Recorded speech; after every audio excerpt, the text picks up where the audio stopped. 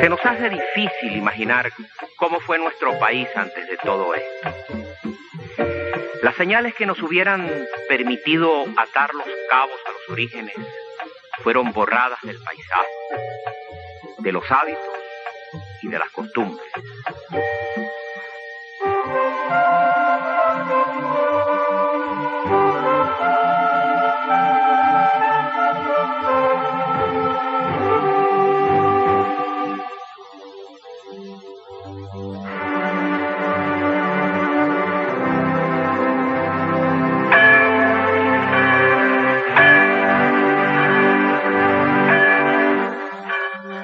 Las referencias a nuestra historia verdadera fueron arrinconadas.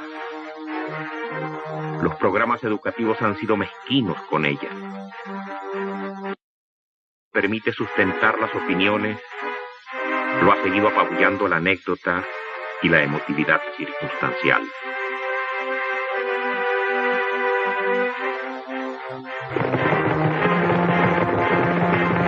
Se ha nombrado esta serie Cuatro Repúblicas, al observar una realidad específica de Venezuela, diferente en la forma y en el fondo a las referencias que manejó la historia. Todo ello nos ofrece la posibilidad de referirnos en conjunto a nuestra aventura colectiva como nación, partiendo de cuatro enfoques diferentes, cada uno de ellos determinado por las actitudes asumidas por quienes alcanzan la representatividad de la República, en razón a lo cual se permiten adjetivarla. Así, hablaremos de la República de los Criollos, la República de los Caudillos, la República Civilista y, por último, de la República Democrática, Popular y Representativa. Una y otra se entrecruzan, se esfuman y resurgen, coinciden y chocan, pero no se autoeliminan ni tienen marcada su vigencia dentro de un tiempo y un espacio determinado.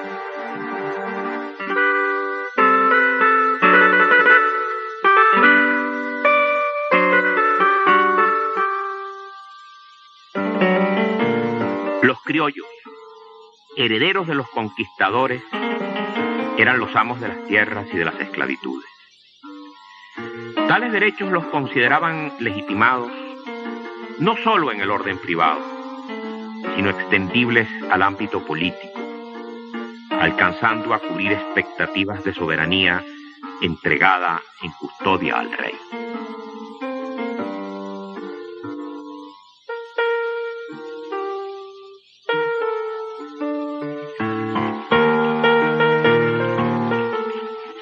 siglos habían conservado los criollos vigentes esa idea acerca de su legitimidad como amos y como propietarios de derechos. En los cabildos, que eran los únicos recintos que se habían reservado para el cumplimiento de sus pretensiones, hicieron siempre presentes sus altiveces, las cuales vigilaban y podaban los funcionarios reales.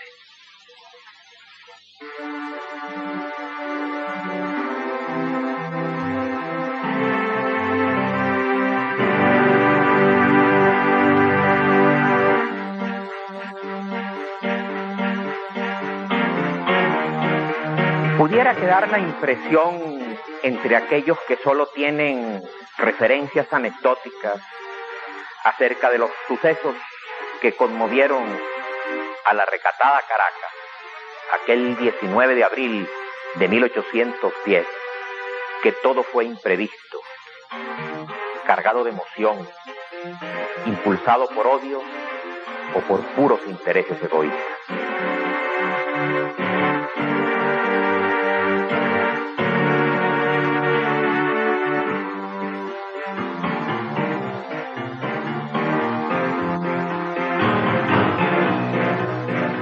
Debe quedar claro, por el contrario, que se trataba de una hora de confluencias en la cual se sumaban hechos, se confirmaban actitudes y aspiraciones antiguas. Todo desembocaría en el nacimiento de aquella República de los Criollos, la cual, si ciertamente no iba a ser igualitaria, sí lo sería civilista.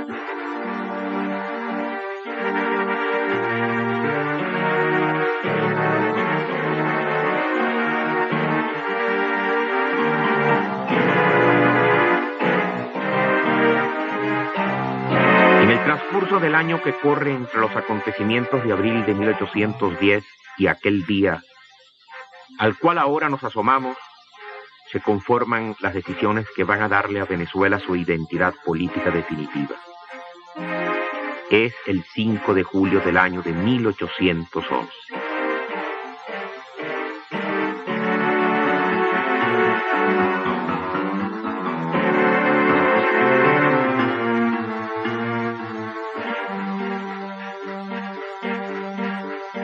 Durante las sesiones celebradas por ese Congreso, se discutió apasionadamente acerca de la libertad, de la autonomía de la organización del Estado, de la antigua lealtad al monarca y de la jamás renunciada convicción de los criollos acerca de sus derechos señoriales, heredados de los conquistadores, de la igualdad de los hombres en una república imaginada dentro de los renovados aires que soplaban. Nada se ha dicho.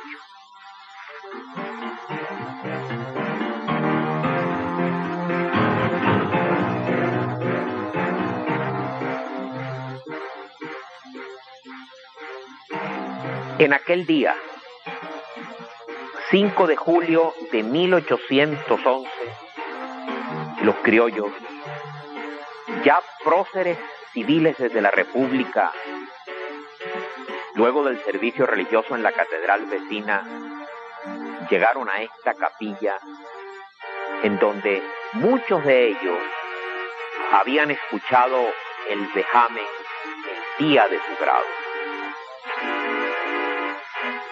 Y en el nombre de Dios Todopoderoso, suscribieron el acta que le daba nombre propio a Venezuela entre el conjunto de las naciones por siempre jamás.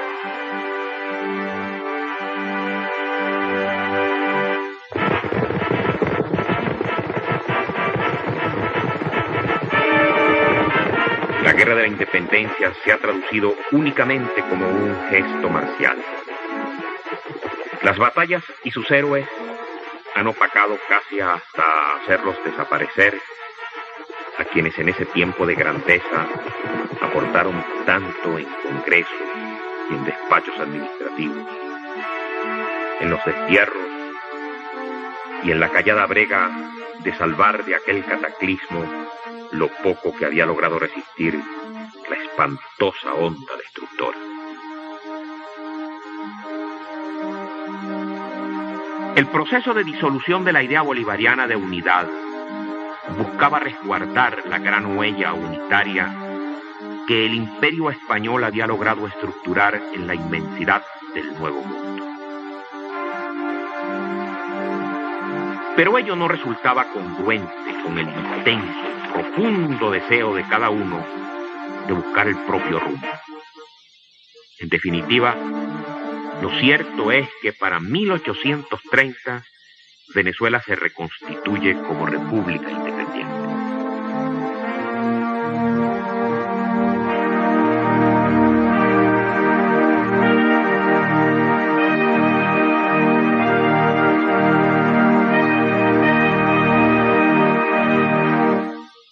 Pudiera decirse que entre esas dos circunstancias, los militares triunfantes, reducidos a sus primitivos cuarteles, y los civiles de regreso, unos de los exilios y otros de los afanes en los campamentos y del enfrentamiento con magistrados y burócratas neogranadinos, se gestaba el destino que fatalmente iba a conformar la República de los Caudillos, cuya hegemonía cubriría todo el siglo XIX.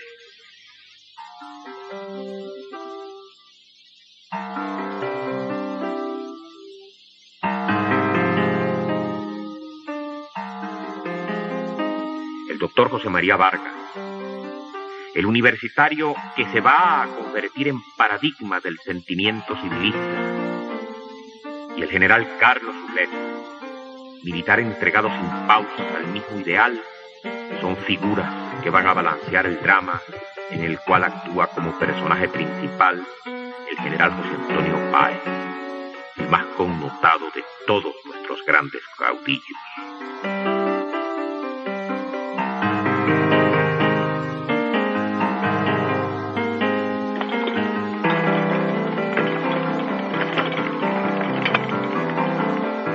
Los liberales se autoconstituyen en representantes de la civilidad, enfrentados a los oligarcas, no otros, sino los propietarios de siempre. La verdad era que tanto unos como otros habitaban las casas grandes de las haciendas. Algo sí los va a diferenciar: la audacia del redactor del Venezolano, el periódico que resucita Tomás Lander bajo el lema de "Más quiero una libertad peligrosa que una tranquila esclavitud". Muy pronto, Antonio Leocadio Guzmán llega a confundir su propia figura con la huella que va a dejar aquel periódico. Envueltos en esas banderas, los liberales hablan de federalismo, vieja tesis de los criollos. Los oligarcas defienden el centralismo, vieja tesis bolivariana, la cual no encaja bien entre los seguidores del general Páez, a quienes se acusaba de haber traicionado al héroe.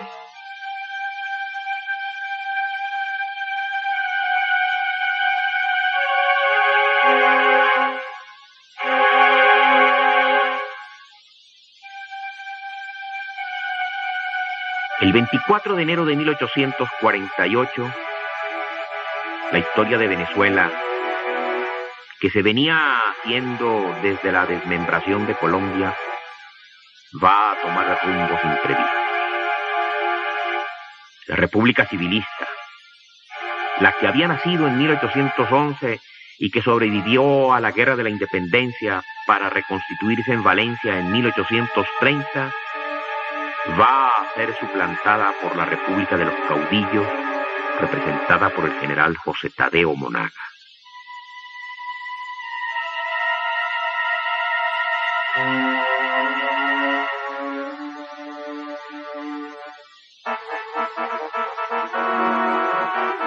El Congreso se arrepiente de la elección que ha hecho del presidente y este deja que sus partidarios se amotinen.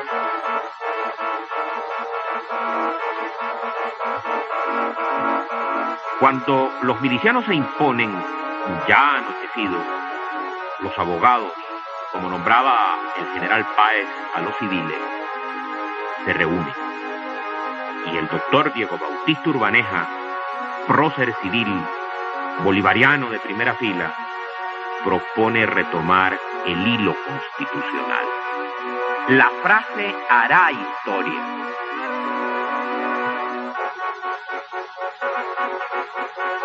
Tergiversado en extremo ha sido el concepto que corre generalizadamente del caudillo.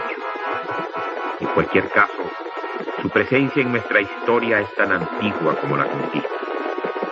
Las adhesiones que el pueblo les ofreció siempre, más que imposiciones de su violencia, fueron respuestas a actitudes que les identificaban con sus seguidores.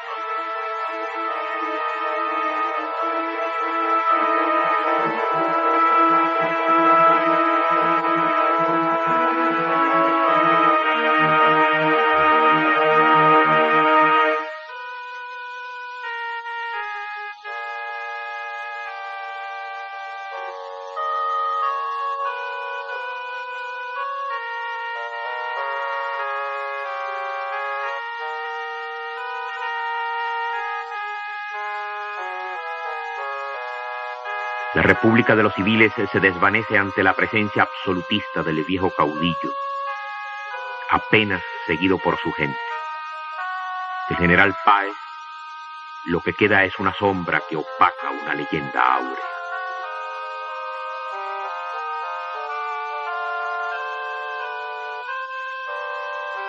Curiosamente, el recuerdo se detiene en un lugar en donde sus huellas no solo rememoran hazañas de guerra, sino auspiciosas expectativas de poder civil. Así es como en su casa de Valencia nos topamos con la memoria del general José Antonio Páez. Ni la respetada presencia de don Pedro Gual, ministro de Bolívar, héroe de la independencia, ni la de don Manuel Felipe de Tovar, heredero de un título de conde, pero con abnegada vocación de república, al estilo de los viejos criollos. Ni la honesta elocuencia de don Fermín Toro, tan integralmente civilista en su gestión como presidente de la memorable Convención de Valencia, en donde se buscaron tantas salidas, lograron que las facciones depusieran sus querellas. El destino de la República debía ser resuelto por la violencia, una vez más.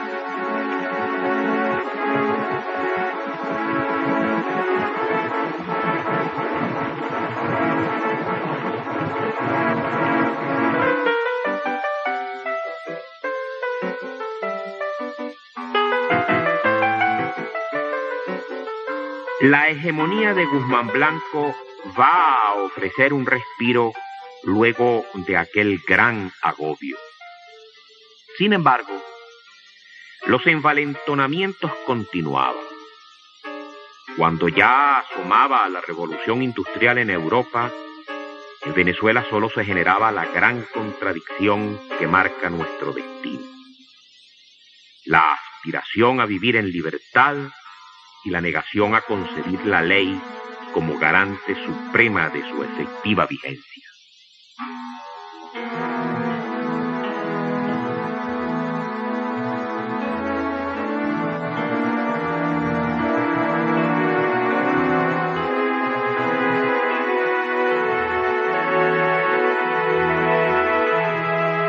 La herencia política del ilustre americano, general Antonio Guzmán Blanco, se abrirá efectivamente en un final de siglo que más pareciera de vodevil o de zarzuela. Los gobiernos de los doctores Juan Pablo Rojas Paul y Raimundo Andueza Palacio no van a conformar aquella tan ansiada solicitud de la clase política de regresar a la idea civilista de la República.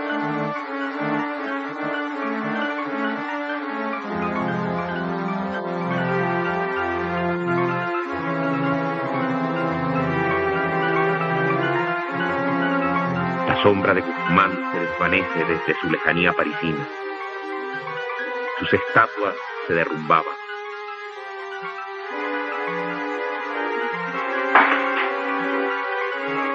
Pero, ¿qué hacían quienes se habían quedado con su brillante herencia de déspota reformista?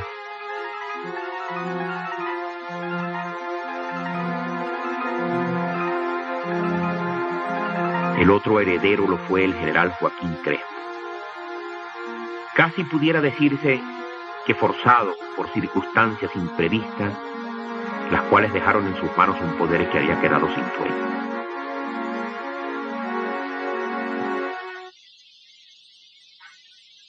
Crespo se empeña en imitar a Guzmán en el boato y también en la rapina. Sus pretensiones hegemónicas las va a cortar una bala mochista en la Mata Carmelera.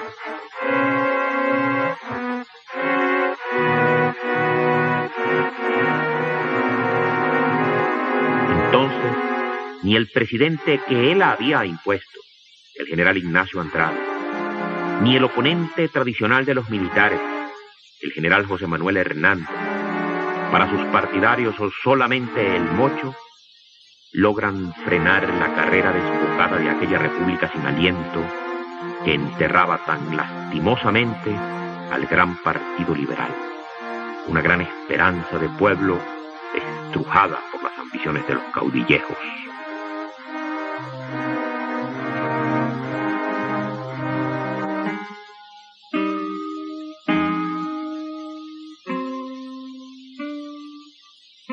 En los pueblos, en los caseríos, en las ciudades encerradas en las altas montañas andinas, la gente había recibido, prevenida, noticias de la larga y cruenta guerra, en mucho a través de la llegada de quienes huían del llano, de Barinas, de Guanare. Los poderes de la capital, tan inaccesible, se representaban a sus ojos en las tropas que llegaban de Barlovento, del Alto Llano, gente diferente a la mezcla que ya existía entre blancos e indios.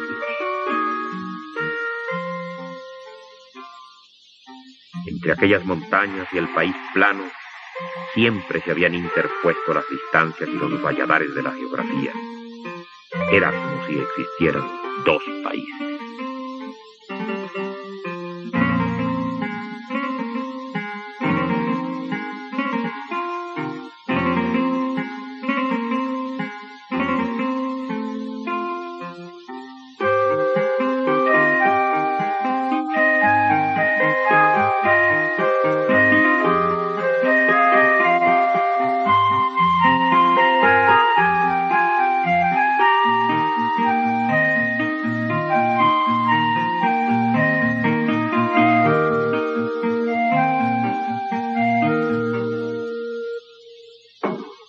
Mientras Castro se viste de levita y se reúne con el grupo de adulantes, el general Juan Vicente Gómez, su compadre, aguarda su turno, siempre rodeado de su gente.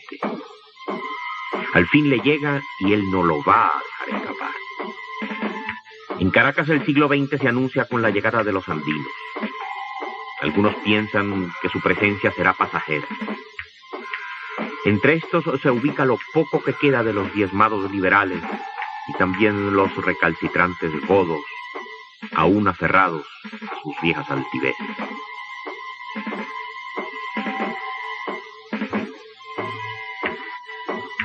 El periodo que comienza va a abarcar casi la mitad del siglo. La novedad es el petróleo. Entre los beneficios fiscales que proporciona jamás antes concebidos, la muerte de los verdaderos caudillos, el descrédito de los pequeños que les suceden y el gran cansancio que dejaba una matachina prolongada durante 100 años, Juan Vicente Gómez consolidaba su poder, el cual se va a extender hasta conformar el más largo y cruel periodo de dictadura que ha padecido la República.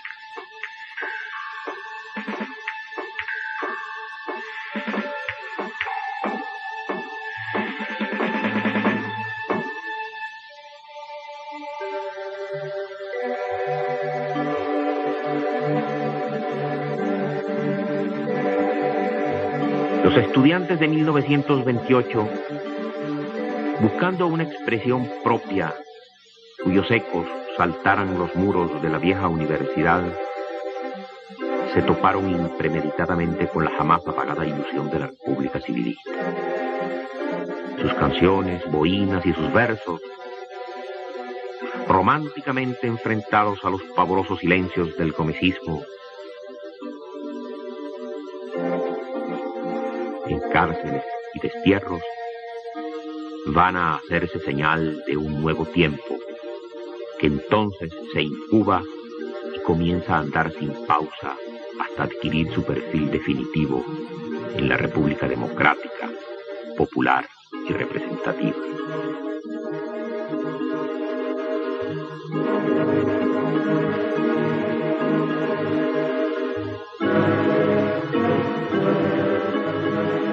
La sucesión de Juan Vicente Gómez se va a abrir en la persona de un hombre formado en su causa y para su causa.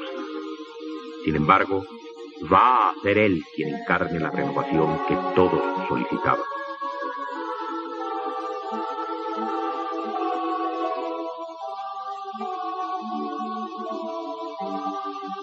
Sin duda alguna que el general Eleazar López Contreras bien puede ubicarse dignamente entre el grupo de militares que con tanta y tan clara intención patriótica formaban parte de aquella república empeñada en hacerse al alero de la ley.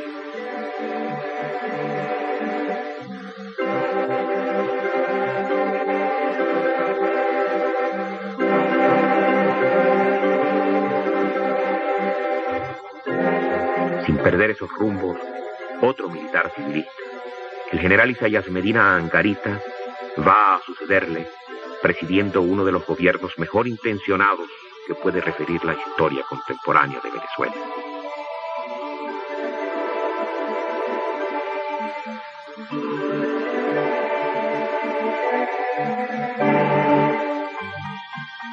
El 18 de octubre de 1945 se sucede el alzamiento militar que depone del gobierno al general Isaías Medina Angarita.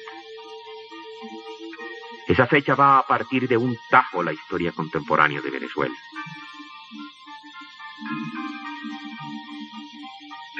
Entonces, se va a dar comienzo a una aventura cuyos riesgos quizás no se calculaban previsivamente.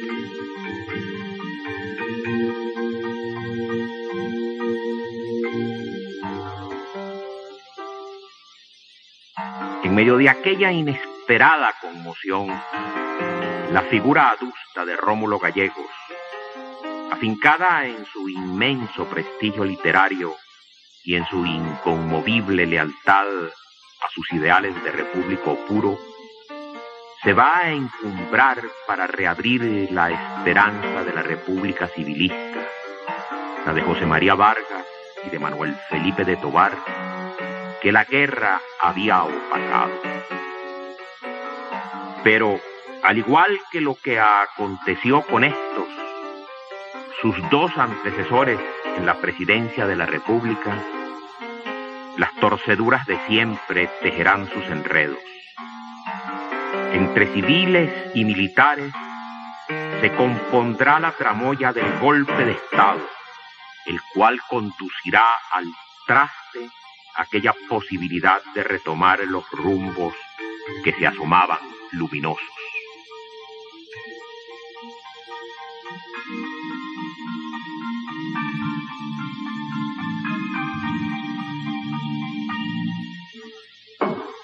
Jamás en nuestra larga historia de azonadas y levantamientos, quienes alcanzaban el poder lo ejercían o decían hacerlo en nombre de los militares. Cuando Pérez Jiménez aparece como mandatario de las Fuerzas Armadas y trata de hacer avanzar el proceso de tecnificación de ellas por imposición de la modernización del armamento con el que va a dotarlas, le da el tiro de gracia a los fusilados caudillos.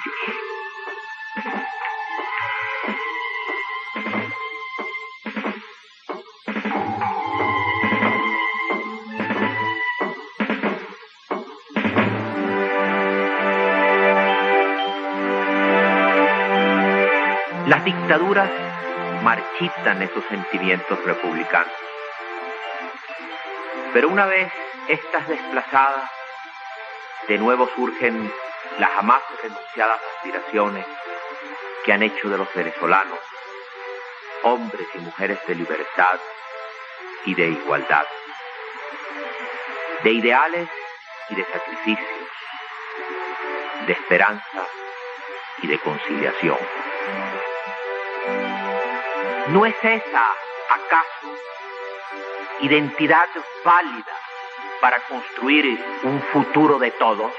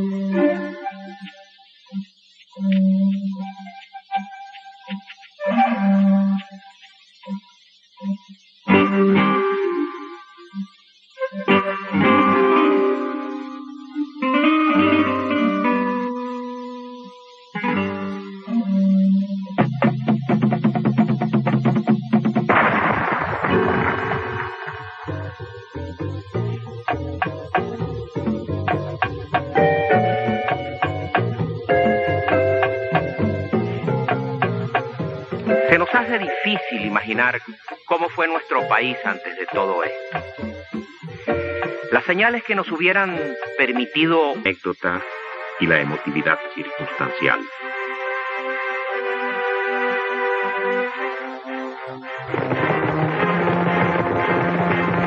Se ha nombrado esta serie Cuatro Repúblicas al observar una realidad específica de Venezuela, diferente en la forma y en el fondo a las referencias que manejó la historia.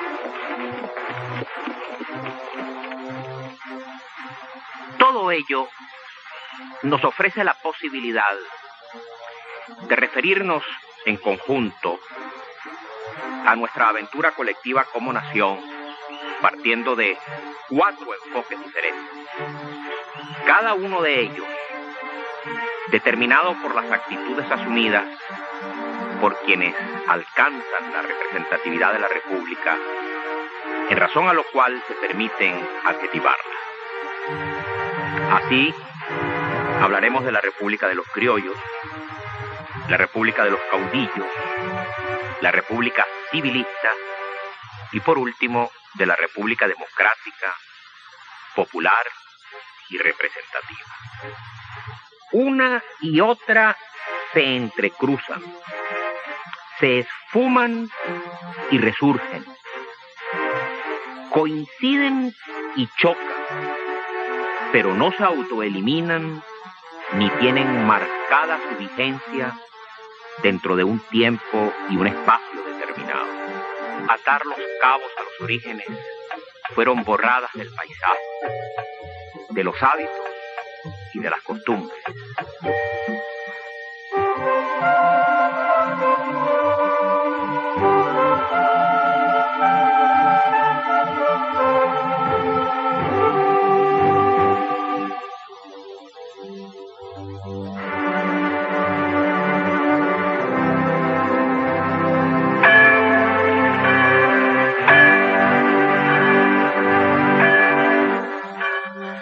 Las referencias a nuestra historia verdadera fueron arrinconadas. Los programas educativos han sido mezquinos con ella. Permite sustentar las opiniones, lo ha seguido apabullando la